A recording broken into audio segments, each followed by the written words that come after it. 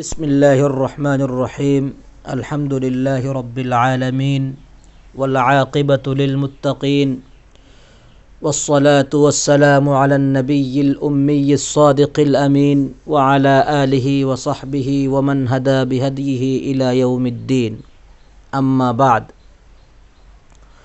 بزرگان محترم و عزیزان گرامی، اب تک کل 8 دروس جو مسلمان رمضان المبارک کیسے گزارے کے عنوان سے آ چکے ہیں۔ آج سے اس سلسلے میں تھوڑی سی تبدیلی اور نواں درس جو آ رہا ہے، یہ اس کا عنوان ہے مقصد صوم حصول تقوی، یعنی رمضان اور روزے کا مقصد تقوی کا حاصل کرنا ہے۔ اس سلسلے کے کئی دروس انشاءاللہ آئیں گے۔ آج کا پہلا درس تقوی کا مفہوم اور اس کی اہمیت و ضرورت کے حوالے سے۔ عزیزان گرامی، اللہ تعالیٰ نے رمضان المبارک کے روزے مومنوں پر فرض کرتے ہوئے ان کی غرض و غایت بیان فرمائی ہے، لعلکم تتقون، کہ تاکہ تم تقوی والے بن جاؤ۔ تقوی عربی زبان میں ایک وسیع المعانی لفظ ہے، اور قرآن کریم اور احادیث مبارکہ میں اس کے مختلف پہلو کی نشاندہی کی گئی ہے۔ تقوی کے لفظ میں بنیادی حروف واو، قاف، یا ہے، جس کے معنی بچنے کے، چنانچہ عربی میں اسی مادے سے ایک لفظ وقایہ ہے، جس کے معنی ڈھال کے ہے، جو دشمن کے حملے سے بچاؤ اور حفاظت کا ایک ذریعہ ہے۔ حضور اکرم صلی اللہ علیہ وسلم نے اپنے ایک ارشاد مبارک میں روزوں کو بھی ڈھال قرار دیا ہے، کیونکہ روزے انسان کے گناہوں کی بخشش اور نجات کا ایک ذریعہ اور ڈھال ہے۔ ایک دفعہ سیدنا حضرت عمر فاروق رضی اللہ عنہ نے حضرت کعب احبار رضی اللہ عنہ سے تقوی کے بارے میں پوچھا، تو کعب احبار رضی اللہ عنہ نے حضرت عمر سے پوچھا، کیا کبھی آپ کا کسی خاردار راستے سے گزر ہوا ہے؟ انہوں نے اس بات میں جواب دیا، تو وہ کہنے لگے، پھر کیسے گزرتے ہیں آپ؟ تو حضرت عمر فاروق رضی اللہ عنہ فرمانے لگے کہ میں اپنے کپڑے سمیٹ کر گزرتا ہوں کہ کوئی کانٹا میرے دامن میں الجھ کر کپڑوں کو تار تار نہ کر دے۔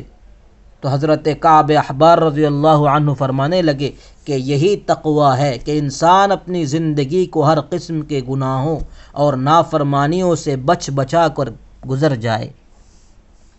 شرعی اصطلاح میں تقوی کہا جاتا ہے نفس کو ہر اس چیز سے بچانا جو گناہ کا سبب بنے۔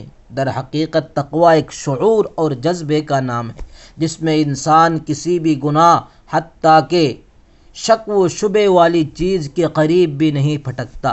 اگر غلطی سے وہ کوئی ایسا کام کر لیتا ہے تو پھر اللہ تعالیٰ کے سامنے بار بار توبہ و استغفار کرتا رہتا ہے۔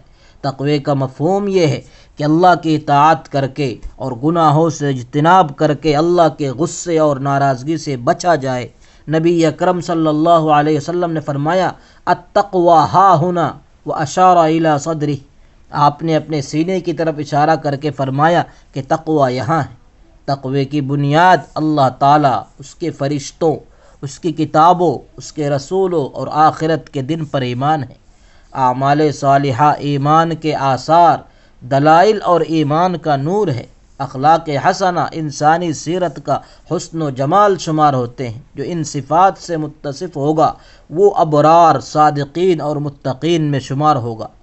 تقوی کی ایک تعبیر یوں بھی کی جاتی ہے کہ رذائل سے کنارہ کشی کرتے ہوئے فضائل سے آراستہ ہوا جائے، یعنی گناہوں اور گندگیوں سے اجتناب کلی کرتے ہوئے طاعات اور عبادات سے اپنے آپ کو مزین کیا جائے۔ انسان جو بھی نیکی کرتا ہے اس کا تعلق یا تو قلب یعنی دل سے ہے، یا قالب یعنی بدن سے یا مال سے ہے۔ اعمال قلبیہ میں اصل ایمان ہے، اعمال بدنیہ کی جامع نماز ہے جس کو دین کا ستون قرار دیا گیا ہے، اور اعمال مالیہ کی سردار زکوٰۃ اور صدقات ہیں، جیسا کہ قرآن کریم میں ہے، الف لام میم ذالک الکتاب لا ریب فیہ ھدی للمتقین الذین یؤمنون بالغیب ویقیمون الصلاۃ ومما رزقناہم ینفقون، کہ یہ کتاب ایسی ہے کہ اس میں کوئی شک نہیں، یہ ہدایت ہے ان ڈر رکھنے والوں کے لیے جو بے دیکھی چیزوں پر ایمان لاتے ہیں اور نماز قائم کرتے ہیں، اور جو کچھ ہم نے انہیں دیا ہے اس میں سے اللہ کی خوشنودی کے کاموں میں خرچ کرتے ہیں۔ تقوی اختیار کرنے کا حکم اللہ تبارک و تعالیٰ نے تمام آسمانی مذہب کے ماننے والوں کو دیا ہے، جیسا کہ قرآن کریم میں ہے وَلَقَدْ وَصَّيْنَا الَّذِينَ أُوتُوا الْكِتَابَ مِنْ قَبْلِكُمْ وَإِيَّاكُمْ أَنِ اتَّقُوا اللَّهَ وَإِن تَكْفُرُوا فَإِنَّ لِلَّهِ مَا فِي السَّمَاوَاتِ وَمَا فِي الْأَرْضِ وَكَانَ اللَّهُ غَنِيًّا حَمِيدًا، کہ ہم نے تم سے پہلے اہل کتاب کو بھی اور تمہیں بھی یہی تاکید کی ہے کہ اللہ سے ڈرو، اور اگر تم کفر اپناؤ گے تو اللہ کا کیا نقصان ہے، کیونکہ آسمانوں اور زمین میں جو کچھ ہے اللہ ہی کا ہے، اور اللہ ہر ایک سے بے نیاز اور بذات خود لائق تعریف ہے۔ تقوی کا حاصل یہ ہے کہ جن کاموں کے کرنے کا اللہ نے حکم دیا ہے ان کے کرنے میں انسان پیچھے نہ رہے، جہاں جانے سے شریعت نے منع کیا ہے انسان وہاں نہ جائے، ایمانی نور کی روشنی میں ثواب کی امید رکھتے ہوئے اللہ تعالیٰ کی اطاعت میں لگا رہے، اور ایمانی نور کی روشنی میں اللہ تعالیٰ کی سزا کا خوف رکھتے ہوئے اللہ تعالیٰ کی نافرمانی سے بچتا رہے۔